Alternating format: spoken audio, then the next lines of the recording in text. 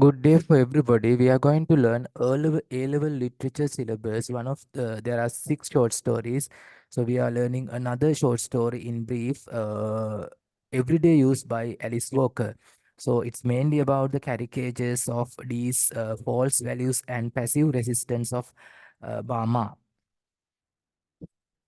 So the setting for the short story, it's in American South during the height of civil rights movement, upst- uptick in the Black Muslim movement, which was led by Malcolm X. The structure, think of the whole story as set of opposing forces, Maggie versus D, wisdom versus intelligence. Because Maggie has practical knowledge, pragmatic experience, so it's more wisdom. Maggie knows herself very well. Intelligent means the knowledge that you gathered from the books and reading of some materials like that. So that is about some intelligence. So wisdom is more valuable than intelligence.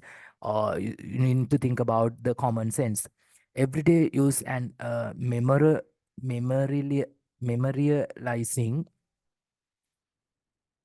Ultimately, Mama, who is the main character, has to choose the better in each of these categories.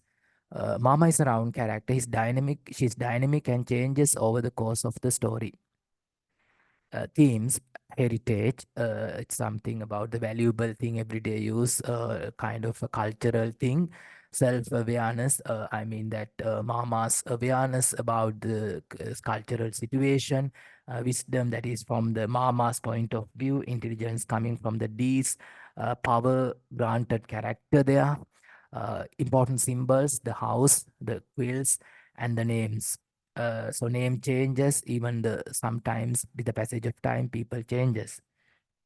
Some more symbols, quills, butter churn, scars, that is the, I mean, the sufferings and the oppression, really the oppression of these people. And even the Alice Walker that belongs to that African, the suffering people's culture.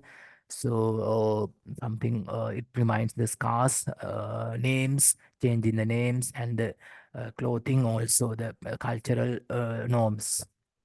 Heritage, search for identity through ancestors, difference between Black and African American, irony of this final statement. Tradition, that's about education. Education means transmitting cultural values from one generation to another generation. Quills mean display versus utility. That is, you are displaying certain things and the pragmatic value of certain things. So Mama has an epiphany. Epiphany means the real understanding at the latter part of the story, brought on by seeing Maggie submit to her sister. Why does this draw Mama to make a choice? Epiphany definition: an epiphany is a sudden, stinking realization. Sometimes they come out of nowhere, but sometimes they are brought on by another person or action. In detective story, the detective will often see something the audience finds insignificant, but whatever it leads to the detective to an epiphany that solves the case. Vocabulary, furtive, it's a secretive thing. Augusta, a city in Georgia. Doctrine, a set of rules. Recompose, to settle down. Dasher, device formerly used to stir milk to make butter. Mama, the narrator of the story, Mama describes herself as a big boned woman with hands that are rough from years of physical labor. She wears overalls and kabaya, right? And has been both mother and father to her two daughters who are uneducated. She was not given the opportunity to break out of her rural life. A loving mother, her frank, open nature prevents her from deluding herself when it comes to her daughter's weaknesses. Mama has a strong understanding of her heritage and won't allow Dee to make the family quilt. So Mama is really traditional wisdom character here. Maggie, very shy, the other daughter, retiring daughter who lives with Mama, burnt in a house fire as a young girl. Maggie lacks confidence and shuffles when she walks, often fleeing or hanging in the background when there are other people around, unable to make eye contact. She is good-hearted, kind, and dutiful. Rather than anger her intimidating sister, she is willing to let the have the quills had been promised to her. D is a strong character, older sister. She has renamed herself Vengero Levenica Kemenjo, changing the name identity. D wears a brightly colored yellow and orange ankle length dress that is inappropriate for the warm weather. Her hair stands up straight on top and is bordered by two long pigtails that hang down in black. D is educated, worldly, and deeply determined, not generally allowing her desires to be thwarted.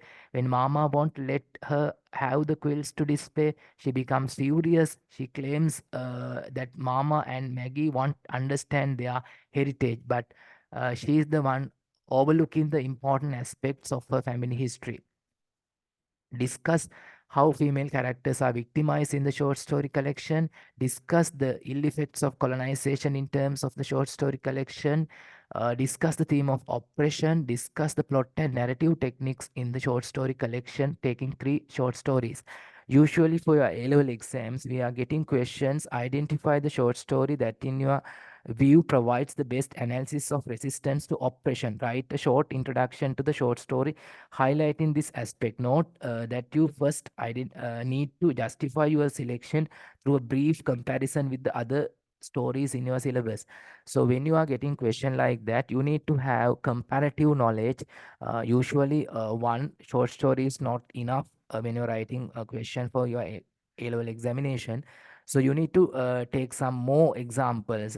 You can take Cat in the Rain's wife's demand for a kitty and her resistance to change her appearance are symbolic acts of resistance against her husband's devaluing and demeaning of her.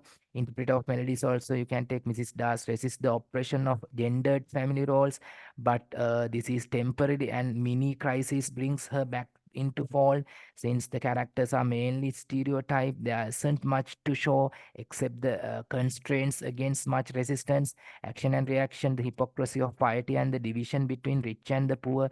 Religion as a fool for the rich to exploit the poor. Kusuma's act of turning the tables on Lokunanda by subjecting her to the same oppression that she suffered is classic resistance. However, the mere reversal of roles does nothing to change the nature of this oppression, which is class, gendered and has a strong institutionalized religious dimension. So everyday use also you can discuss thing around the neck. Akuna's resistance to racism, sexism, accelerating the sexual abuse and rape takes many forms, and final act of resistance is to return home.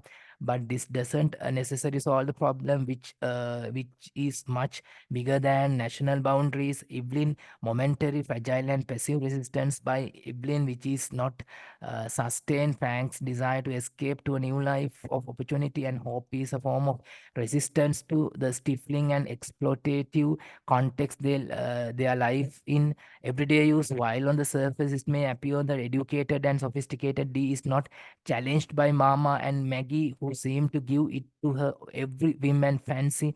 However, a closer reading and analysis will show that they resist her passively, and their acceptance of her views hides their refutation and rejection of the values and views and holds the entire story caricatures D for the funniness and false values, which makes Mama's narrative voice one of the radical resistance to these values. So when you are preparing for exams, you have to have comparative knowledge and discuss three or short stories for the theme of oppression.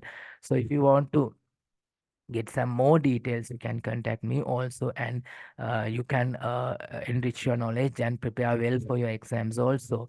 So thank you very much for being us. So we'll meet in another video also.